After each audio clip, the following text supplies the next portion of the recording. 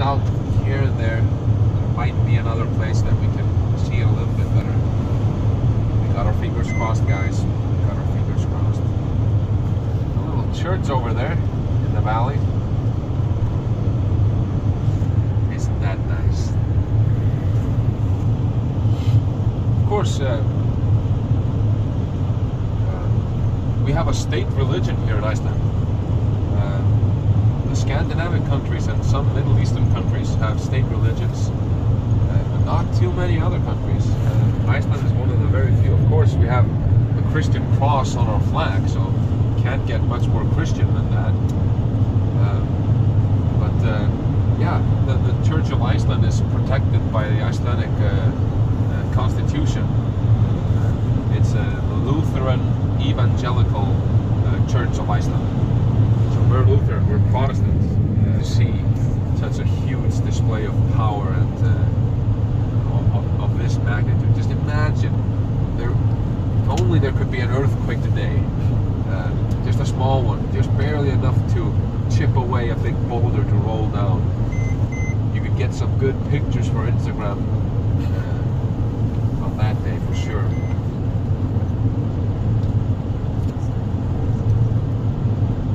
Some horses over there, by that rock, big rock over there. Yeah, that boulder is a big mama. That's a big ass boulder.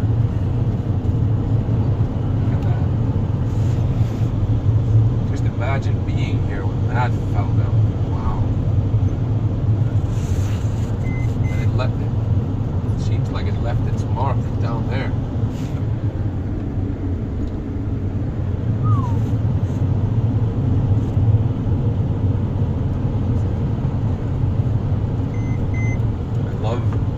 This part of the road when the mountains are just up in your face. You can almost smell the mountains. Well, I'll tell you after we make this. I think we're gonna do a short stop here.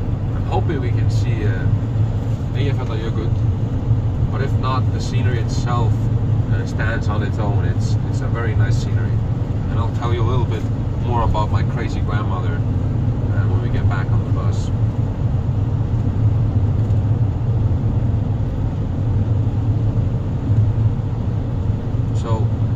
This is a museum over there, raised after the Eyjafjallajökull eruption, and it's a museum dedicated to that eruption.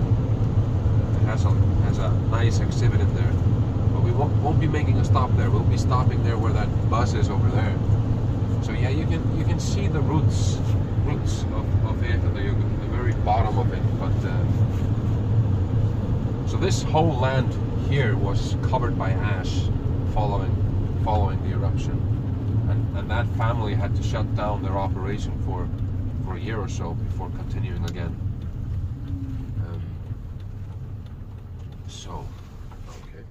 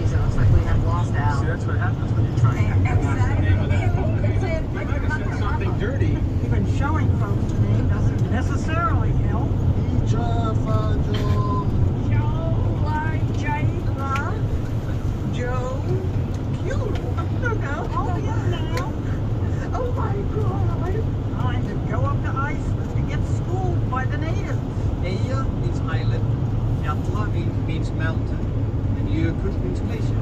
An easy name to say. Eyjafjallajökull. Yeah, what English words trip them up? Pneumonia, how do you spell pneumonia? It's the same as tired, being weary or something. I cannot say it. I've been practicing for 60 years. And we have 60 years to learn this. It's pronounced similar to, yo, I forgot the La yogurt. Or La yogurt's fine. The La yogurt's close. The U.S. military has figured out a way around pronouncing it. Operation E-15. E for the first letters of volcano, 15 for the 15 letters following that. So has this lady. So we're just going to call it Bob. If you can't say it, make like this opera singer. Sing it. Singing mode. CNN. New York.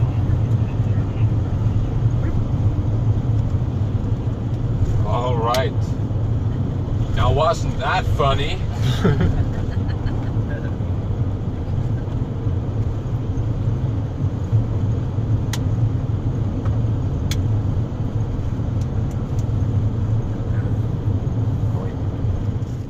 There was an eruption there in 2011. Now you know. Now you can clearly see how much of a rookie I am in this game, but I actually didn't know that. But it was very much so a minor one, not a full-blown volcanic eruption, only lasting for a couple of days. Whereas full-blown eruptions usually take weeks or even months to blow over. But the last proper big eruption that occurred at Katla was in 1918. Now, some geologists argue that she should erupt, or has she, at least what we can say is she has erupted in recent history every 60 to 80 years or so. That seems to be the pattern. But now it's been, well, a little over 98 years, and there's not much going on. And there you can see this bottom part of the glacier there. That's the glacial tongue. It's part of it. It's top of the glacial tongue. In good time, guys. We'll make it there. I promise you. And as I was saying, so Katla really hasn't properly erupted in almost 100 years. So geologists and the nation as a whole, I guess, is waiting impatiently for her to go off. Now, earlier this winter, in October, this glacial tongue, which you can see now how it turns, it takes a right turn. If you look at it from the top of the glacier, it takes a right turn out into the landscape. It's like an L-shaped glacial tongue. That part of the glacier, which is very popular for tourists and travelers to go to, was actually closed off in October because of high alert. We know that the surface around Katla has been elevated by some centimeters in recent months and years, and there's been a lot of rumbling and some earthquakes and activity going on in this area recently. So we're all on high alert, hoping and kind of fearing too that there might be a volcanic eruption soon. Now I say this to all my friends that come with me here to the South Coast and to the Golden Circle. Were that to happen today, and I can tell you, I'm sure hoping that it will happen today, that there's going to be a volcanic eruption, we'll definitely ditch this tour and just focus on that and take good pictures of the volcanic eruption. Because that would, well, most certainly be a chance of a lifetime to see that volcanic eruption. That is, if we don't have more of these maniacs on the road. Be a chance of a lifetime to take a picture of them too. So yeah, so there's a lot going on right now. Katla's sister, Hekla, a mountain which we really couldn't see. She's to the north of the town we stopped by, Fossvöllur. She's to the north of that town. She's also due. Geologists believe that she has a pattern of her own. She erupted many times during the last century. She erupted in the 70s, the 80s, the 90s, and again in the year 2000. So she's about 6 years overdue. If we are to consider that pattern that was forming around the latter part of the last century. So, and there's also been rumblings there. So my hope is that some of these days when I'm on the road, that all of the whole group in the bus will get a text message at the same time, because that would mean that there's going to be a volcanic eruption, because the Icelandic government has implemented a system that everyone in a specific radius around these two volcanoes will receive a text message if it's certain that it's going to go off.